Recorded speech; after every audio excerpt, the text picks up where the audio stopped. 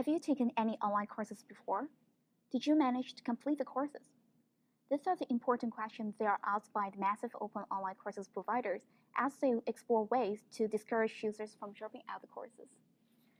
Today, we would like to focus on a specific monetary incentive and ask the question, how does deposit policy influence revenue of Coursera specialization courses?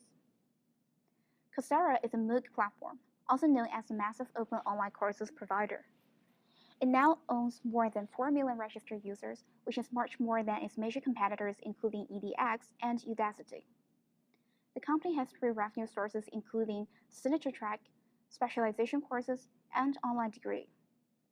The key takeaway here is that Coursera charges different prices depending on the specific courses, and it motivates subscribers to finish course with degrees and certificates.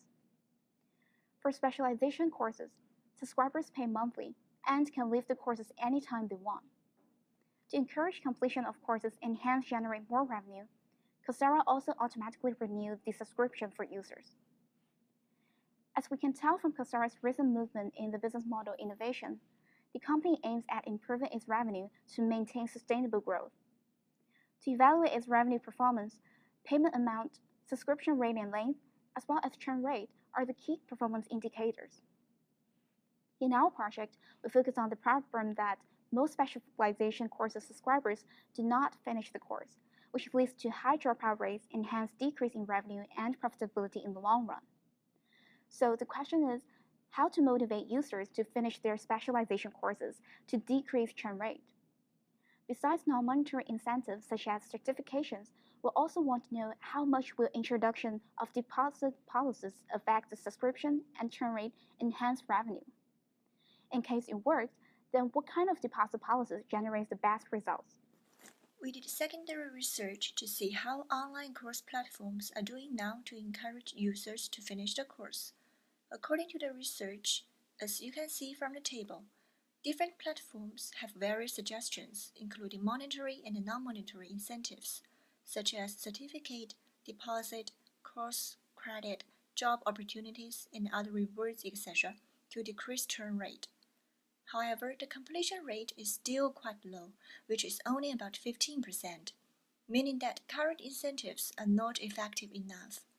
Since most companies now use non-monetary policies, and only some of them use monetary incentives, we intend to figure out how monetary policies, especially deposit policy, can influence Coursera's churn rate as well as its revenues to find potential ways to further enhance Coursera's competitive edge.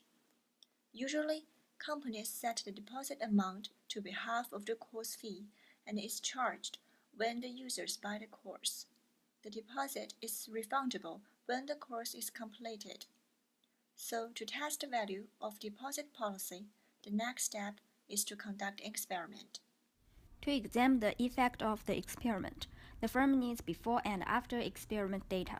The good news for the company is that it is an online course provider, that it's easy to obtain individual subscription data. Here are the data lists that are available to the firm. First is the historical information, including monthly subscription price and average subscription period for each selected course. Second is the experiment data. This data could be gathered at individual user level. The firm could collect the deposit policy that are randomly assigned to the user, the specific course chosen by the user, and the subscription period for each course. According to this basic data, the firm could analyze the subscription rate, monthly churn rate, and total revenue contributed by each policy for each course. This revenue could be used as a parameter to measure policy effectiveness. For this research, we plan to conduct an experiment. We will select 3 different specialization courses with different monthly subscription prices from data science field. These 3 prices are most common in Coursera. Another reason why we set 3 price levels is we want to know in which price group the deposit policy can work better, so it can provide more insights for us to target optimal groups. And we choose the courses from data science field owing to 2 reasons. First, to ensure consistency and eliminate extra effects caused by courses from different fields. Second, The cost pool in this field is large enough, so we can attract many audience. The treatment variable in this experiment is deposit. We will randomly assign two different deposit policies to users.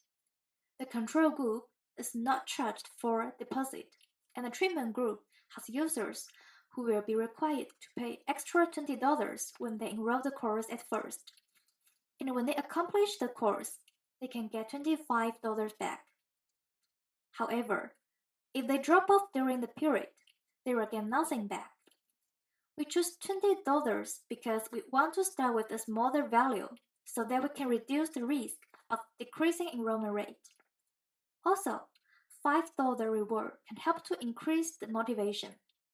From users' view, they may perceive less loss for this deposit. After that, we will collect data and analyze them. We hypothesize that deposit may influence users' behavior when they enroll the course, drop the course, and overall revenue. So we will compare and see if there is any difference between control and treatment groups. Moreover, we will also compare enrollment rate, churn rate, and revenue across the three courses with different price levels. So we can have more ideas about for what kind of group the deposit policy is more appropriate. As our proposed project is undergoing the very first step of data collection and analysis, there will be a lot of things to improve in the future stage by analyzing the results from our preliminary experiment. First, based on our data collection results, we will evaluate effectiveness of our deposit policies by looking at the revenue differences between the control group and the treatment group. If it works, then we will look into each of the three different price courses to see under which price level the deposit policy worked the best by evaluating their contribution to revenue or effect on churn rate. We will recommend the deposit policy which generates the most optimal results, or even raise the deposit amount if it is proved that users could accept higher deposit without increasing churn rate.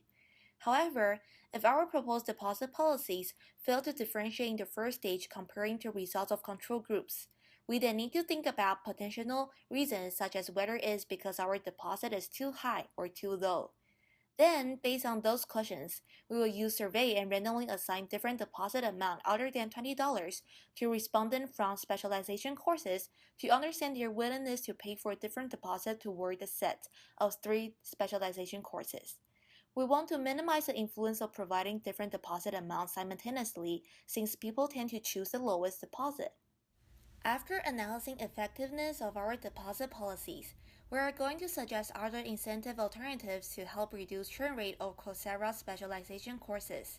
Currently, we have non-monetary incentives in the form of certificates, course credit, and degrees.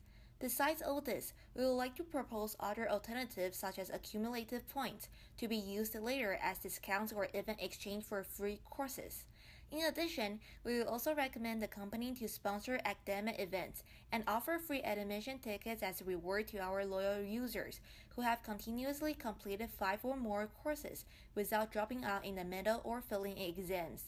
This could motivate users to complete the courses as it offers opportunities for them to expand professional or academic networks and earn potential job opportunities.